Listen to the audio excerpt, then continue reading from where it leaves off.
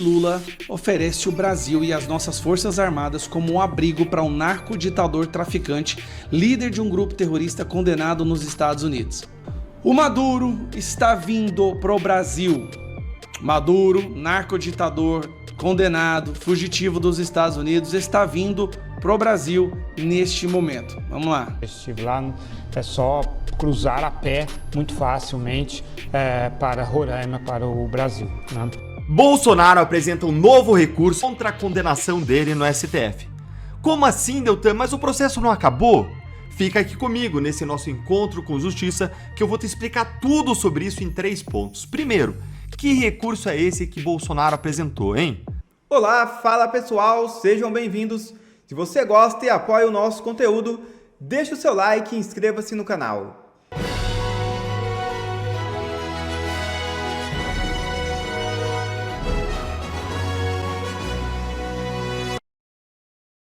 Avião que trouxe Maduro para encontro com Lula em 2023 pousa na fronteira com o Brasil e gera especulações. Um Airbus A319, de propriedade do governo venezuelano, já utilizado pelo presidente Nicolás Maduro, pousou em Santa Helena de Guayen, cidade na fronteira com o Brasil.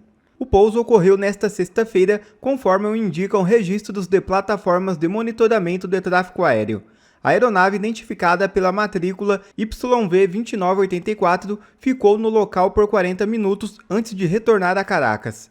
Santa Helena de Guayen está localizada a 20 km de Pacaraima, distância que pode ser percorrida rapidamente por via terrestre. Segundo dados dos sistemas de monitoramento, o avião pousou às 21h10 no horário local venezuelano. Por volta das 21h50 no mesmo dia, a aeronave decolou de volta para a capital da Venezuela. O evento aconteceu um dia antes do presidente dos Estados Unidos, Donald Trump, anunciar restrições ao espaço aéreo venezuelano. Até o momento, não há confirmação sobre a presença de Maduro a bordo do avião durante o voo à fronteira com o Brasil. No entanto, o ocorrido levanta fortes suspeitas de que Maduro pode ter fugido para o Brasil. Se você acha que a situação da vergonha internacional que o Brasil tem passado depois da Flop 30, se juntar a terroristas, a invasores, a narcoditadores está ruim, se prepare que graças ao Lula o Brasil está prestes a entrar num novo universo, num novo nível de vergonha internacional. Imagine se Lula oferece o Brasil e as nossas forças armadas como um abrigo para um narcoditador traficante, líder de um grupo terrorista condenado nos Estados Unidos. Imagine. Vamos aos fatos agora, vamos analisar o que está acontecendo. Ontem o Donald Trump publicou um tweet dizendo que era para limpar o espaço aéreo da Venezuela, muito provavelmente porque ele vai começar bombardeios de precisão. Bombardeiros de precisão, eles vão matar justamente os líderes ali desse grupo armado, dessa facção criminosa que se transformou as Forças Armadas da Venezuela e o Maduro. Imediatamente, o espaço aéreo da Venezuela fica assim, limpo. Todos os aviões decidem contornar a Venezuela porque sabe que passar por ali agora seria extremamente perigoso. Menos um avião. Um avião, que é esse avião aqui, ó. Esse daqui. O Airbus A319. Cadê a marca o número dele? Esse aqui, ó. Registro YV2984. Esse avião é um avião que o Maduro costuma usar para suas viagens. Esse é o espécie do Air Force One do Maduro, tá? O Aerolula. É um avião que o Maduro e altas patentes do governo da Venezuela usa para viajar, para ir zanzar por aí. Este avião fez um trajeto diferente, repare. Todos os aviões, né, desapareceram, mas esse avião decidiu ir para esse lugar aqui, ó. Tá vendo que tá um aeroporto? Repare bem esse aeroporto aqui. Vamos lá. Ele foi para esse aeroporto. Aeroporto Nacional Santa Helena de Guayen. Esse aeroporto, sabe onde que ele fica? Tá aqui, ó. Ah! Antes eu tenho que te mostrar isso aqui. Calma lá. Itamaraty cria a regra que permite sigilo eterno a documentos que antes eram públicos. Olha que interessante. No mesmo dia que o Maduro pega um avião para esse aeroporto, o Itamaraty, que é responsável pelas relações exteriores, diplomacia, decide que vão ter documentos que vão ficar em sigilo eterno. Isso nunca aconteceu no Brasil. Sigilo eterno é a coisa mais antidemocrática que você possa imaginar. Informação de que Vamos assistir esse vídeo aqui. Avião que, como você disse, costuma transportar o ditador Nicolás Maduro, pousou, e isso vem de uma plataforma que é confiável, uma plataforma de monitoramento de voos, a DSB Exchange, que esse avião pousou efetivamente em Santa Helena de Guairã, que fica ali na fronteira, uma fronteira terrestre. Agora eu quero te mostrar essa fronteira rapidão, tá? Esse aqui é o aeroporto em questão, tá vendo? Esse aqui é o aeroporto Santa Helena de Guairã, tá vendo? Olha a distância desse aeroporto para o Brasil. Olha onde que o Lula está enfiando a gente. De carro, 12 minutos. Você está vendo aqui, ó, 10 quilômetros de distância. Foi para 12 minutos. A cidade que ele está indo, muito provavelmente, é essa cidade de Pacaraíma. Aqui, ó. Olha isso aqui. Aqui é a fronteira. Você está vendo essa linha aqui? Essa é a fronteira entre Venezuela e Brasil. O Maduro está vindo para o Brasil. Maduro, narcoditador, condenado, fugitivo dos Estados Unidos, está vindo para o Brasil neste momento. Vamos lá. Estive lá, é só cruzar a pé muito facilmente para Roraima, para o Brasil, né? Mas eu estou monitorando desde de manhã e as autoridades militares e civis do Brasil até agora não confirmaram que tenham recebido qualquer contato de Nicolás Maduro. Então, seria óbvio, né, que ao aterrissar na fronteira com o Brasil, o Maduro, se não antes, talvez por razões de segurança, ao aterrissar, o próximo movimento seria entrar em contato com as autoridades brasileiras. Não ficaria ali em Santa Helena. A informação de que... Tá, o problema é que o Maduro, se ele informa as autoridades, o exército do Brasil, se ele informa o exército do Brasil, isso vaza, isso acaba com o Lula. Então, o certo seria fazer isso de forma sigilosa, certo? Só para te lembrar, sigilo eterno a documentos que antes eram públicos. Bom, se você é do Brasil e você sabe de alguma notícia do Maduro, tá aqui, ó. Você pode ganhar 50 milhões de dólares se você oferecer informações que levem à prisão do condenado desse terrorista global ligado ao cartel dos Soles. 260 milhões de reais. Para concluir, Lula pode estar colocando o Brasil na pior crise diplomática da nossa história. Colocar o Brasil como um abrigo para ele já colocou para aquela Nadine Heredia, né, a primeira-dama do Peru condenada por corrupção. Agora ele pode estar colocando para narcoditadores internacionais. Por quê? Vamos parar. Por que o Lula correria esse risco de oferecer abrigo para o Maduro? Por que o Maduro viria para cá?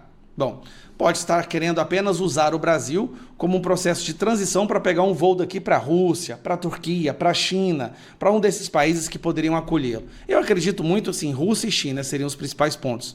Mas por que o Lula estaria ajudando na fuga do Maduro? Muito simples. O Maduro sendo capturado, ele vai falar todos os crimes que o Lula cometeu. A Venezuela financiou durante anos partidos de esquerda e líderes de esquerda usando o dinheiro do narcotráfico. E o Maduro sabe disso. Lula sabe que se o Maduro for assim como a primeira-dama do Peru, Lula sabe que se o Maduro for... Cara, isso é tão absurdo. Se o Maduro for capturado, ele decide denunciar. Meu Deus do céu, você está entendendo o que ele pode falar? Não só do Lula, né? É Lula, Evo Morales, Gustavo Petro, Cristina Kirchner, toda essa galerinha da esquerda latino-americana aqui só chegou onde eles estão graças ao financiamento do dinheiro do narcotráfico e de corrupção da Venezuela. Isso quem fala é o Carvajal, que está agora preso nos Estados Unidos, fazendo as suas delações e apresentando provas. Por isso que o maior medo do Lula é que esse cidadão aqui seja capturado. Então ele corre o risco, o Lula prefere correr o risco de oferecer abrigo e até mesmo uma estrutura para que o Maduro possa vir para o Brasil, do Brasil pegar um outro transporte, um outro avião e aqui ir para... Aí tem várias opções. Cuba, Rússia, que mais? Cuba, Rússia, China, pode ir para Cuba? Eu acho muito improvável, porque Cuba está quebrada, não tem como o Maduro ir para lá, né? Mas China e Rússia são possíveis destinos do Maduro que o Lula está ajudando a efetuar para que ele não denuncie os crimes do Lula, do PT e da turma da esquerda. Cara, que é isso? Como que a gente chegou nesse buraco? Sinceramente, eu fico assim pensando, como que a gente chegou? Só que, mesmo colocando em sigilo, a tendência é que, se isso aconteceu, isso vai vazar. Hoje em dia, com o mundo da internet é impossível, isso vai vazar. E aí, meu amigo, aí vai ficar na cara mesmo, que o Lula só chegou onde ele chegou por causa do narcotráfico. A grande revelação do momento é o telefonema secreto entre Donald Trump e Nicolás Maduro. Como assim, Deltan? Trump perdoou Maduro, ele tá voltando atrás? Trump tá com medo do Maduro agora? Eu vou te explicar tudo isso, todos esses últimos acontecimentos agora mesmo. O presidente Donald Trump, ele tá dando novos sinais sobre a situação da Venezuela. E será que o Maduro vai ser poupado? Hoje, no nosso Encontro com Justiça, nós vamos analisar os últimos acontecimentos dessa grande disputa em 3 pontos. Primeiro, eu vou te falar sobre um telefonema secreto que aconteceu entre o Trump e o Maduro. Segundo, eu vou te mostrar os próximos planos de Donald Trump. E terceiro, nós vamos analisar se dá para saber quando vai rolar um ataque. E o primeiro ponto já é bombástico. Trump e Maduro, eles falaram pelo telefone. É isso aí que você ouviu. O presidente dos Estados Unidos e o presidente da Venezuela tiveram uma conversa pelo telefone. Como assim, Deltan? Eu pensei que os dias do Maduro estavam contados. Sim, eu já disse para vocês que os Estados Unidos querem o fim do governo Maduro e parte da imprensa aí ficou maluca com esse telefonema. Só que a gente tem que esclarecer que esse telefonema ele foi acompanhado pelo Marco Rubio, que faz parte da ala mais dura do governo Trump. E aí apareceu gente dizendo que o Trump está voltando atrás, mas isso não é verdade. Além desse telefonema ele ter sido feito antes de os Estados Unidos passarem a considerar o cartel do Maduro como uma organização terrorista, o que dá poderes mais fortes para os Estados Unidos atacarem ali o governo Maduro. Além disso, o presidente americano ele mostrou publicamente agora uma outra razão para a gente entender que ele não está voltando atrás. E com isso a gente entra no nosso segundo ponto. Trump está cada vez mais pressionando a Venezuela com tropas e com veículos de combate. E o último movimento dele foi dizer, com todas as letras, que ele vai atacar a Venezuela por terra. Olhem aqui comigo esse vídeo aí, essa declaração bombástica do Trump. Colonel, where are you, Colonel? Colonel, let's see here. You're right there. Thank you, Colonel. All of you are backbone of America, and you really are the backbone of America's air power. And in recent weeks, you've been working to deter Venezuelan drug traffickers, of which there are many. Of course, there aren't too many coming in by sea anymore, if you probably noticed that. From sending their poisons into the United States, where they kill hundreds of thousands of people a year. But we're going to take care of that situation. We're already doing a lot. We've almost stopped. It's about 85% stopped by sea. You probably noticed that. People aren't wanting to be delivering by sea, and we'll be starting to stop them by land also. The land is easier, but that's going to start very soon. We warn them, stop sending poison to our country. É, pessoal, vocês viram, a ameaça é clara, claríssima, de impedir o envio do veneno, drogas para os Estados Unidos, por mar, como eles já vinham fazendo, mas agora também por terra. Então não é verdade que Trump esteja tentando salvar o Maduro, muito pelo contrário. Maduro, ao que tudo indica, ele vai tomar um baque do maior poder militar do mundo. Ah, Deltan, mas está demorando muito, quando que isso vai acontecer, hein? Vamos então para o nosso terceiro ponto. E enquanto eu te conto isso, senta o dedo aí no like, se inscreve no canal, ativa o sininho para receber novas notificações. E, gente, quando isso vai acontecer? Quando? A resposta é em breve. Em muito breve. Dá uma olhadinha aqui nessa movimentação que você vai acompanhar aqui do lado, ó. Os Estados Unidos, eles estão preparando essa operação militar e você vê aí imagens de movimentações na base americana de Porto Rico. Mas a gente tem que lembrar que, embora as Forças Armadas venezuelanas estejam mais sucateadas do que um Gurgel, do que um Lada, quem lembra aí do Lada e do Gurgel? Até separei aqui para mostrar para vocês, olha aí, ó. Quem lembra aí do Gurgel? Olha aí o Lada, hein? Vocês lembram desse carro aí do regime soviético? Vai me contando aí quem lembra nos comentários, vai denunciar a tua idade. E as Forças Armadas venezuelanas, então, elas ainda são mais numerosas do que as tropas americanas daquela região ali. E é por isso que provavelmente os americanos eles vão se garantir aí no uso das máquinas de combate, como os navios e os aviões de guerra. E a gente tem que lembrar, gente, que o nível de investimento das Forças Armadas da Venezuela e dos Estados Unidos é radicalmente diferente, brutalmente diferente. Os Estados Unidos investem muito, mas muito mais do que qualquer outro país do mundo nas Forças Armadas. Olha aí o gráfico, em azul dos Estados Unidos, e aí embaixo, em vermelho dos Estados Unidos aqui, e ali embaixo, azul, mas quando clica em vermelho, e ali embaixo ali, ó, em acho que verde ou laranja da Venezuela, ó. E, ó, me perdoe, eu não sei exatamente se é verde ou laranja, que eu tenho um grau de daltonismo. Não é deltonismo, gente, é daltonismo. Nada de bullying aí nos comentários, viu? Mas não dá para comparar, gente, com a Venezuela, o nível de gasto militar. Olha aí, Estados Unidos, ó, 916 bilhões de dólares. E a Venezuela lá, coitada, né? Não dá nem para falar, e não tem comparação os 900 bilhões com os 3 bilhões que a Venezuela investe. Tudo indica, gente, que esse ataque do Trump está muito próximo.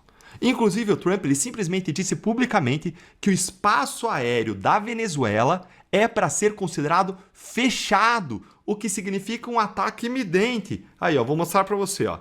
Significa isso aí, um ataque iminente. Você entendeu?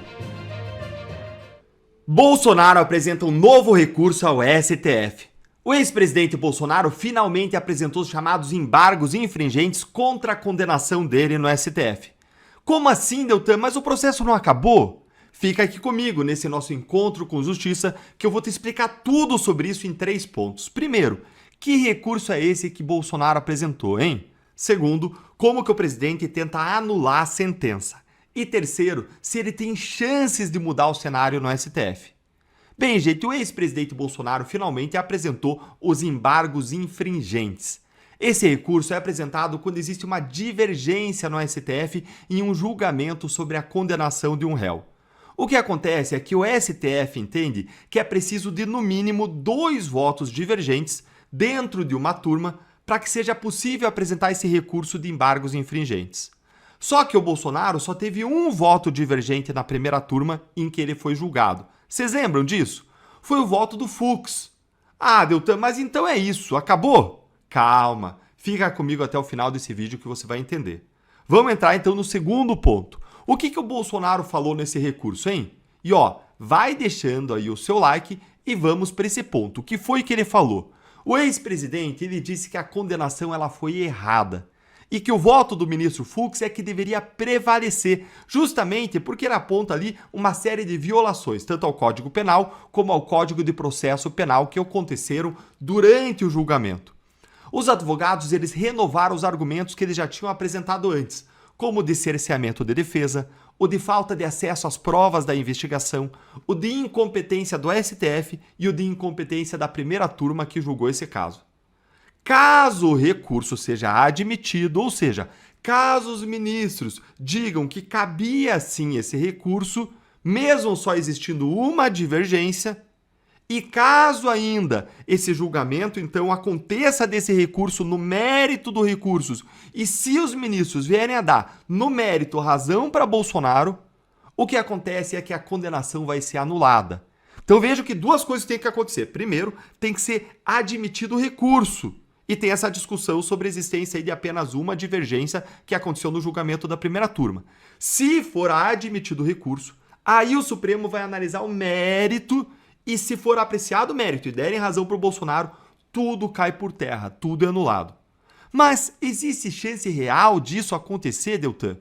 Bem, a questão é que o ministro Alexandre de Moraes ele já certificou o trânsito em julgado do processo, ou seja, que o processo se encerrou.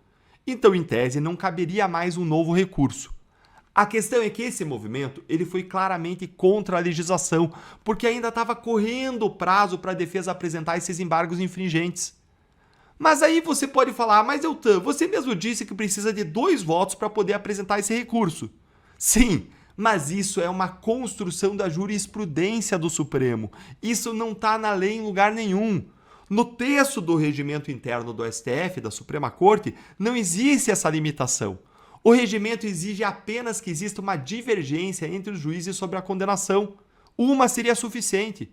Além disso, o Pacto de São José da Costa Rica, que o Brasil assinou e que tem que obedecer, é uma convenção internacional, ele dá ao réu o direito ao duplo grau de jurisdição, ou seja, o Bolsonaro, ele tem o direito de ter o seu caso revisado por um outro órgão, por um outro órgão judicial, seja um outro tribunal ou dentro do Supremo por um outro órgão que é o plenário. Mas, gente, vamos ser agora pé no chão. O futuro desse recurso não é nada bom. Provavelmente o Alexandre de Moraes ele vai negar seguimento ao recurso, ou seja, ele não vai admitir o seu cabimento, dizendo que já houve o trânsito julgado, que exigiria para caber o recurso 2 divergências, e aí a defesa vai tentar recorrer dessa decisão para o plenário, onde provavelmente a defesa vai conseguir os votos de Luiz Fux, de André Mendonça, de Cássio Nunes, mas a defesa deve ser vencida. Ou seja, o plenário do STF deve vir a dizer que não cabe o recurso, ou seja, o recurso não vai ser nem admitido, então ele não vai ter o mérito dele apreciado.